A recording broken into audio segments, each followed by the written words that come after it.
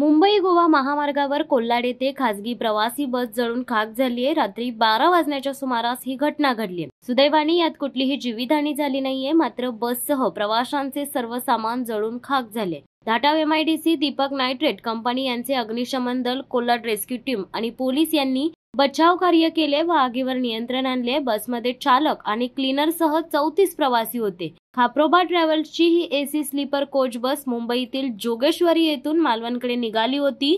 कोल्हाड railway पुलाजवळ आली असता बसच्या मागील बाजूस मोठा आवाज झाला, तेव्हा ड्रायव्हरने गाडी थांबवून पाहिले असता बसने मागील बाजूस पेट घेतल्याचे दिसले। काळ आला होता, मात्र चालकाच्या प्रसंगावधान दाखवल्याने काळाची वेळ आली नव्हती असा अनुभव खासगी बसमधील प्रवाशांना आलाय। तातडीने बसमधील सर्व प्रवाशांना खाली उतरवण्यात आले। त्यानंतर आगीचा भडका उडाला। शिवसत्ता टाइम्स न्यूज ब्युरो, रायगड।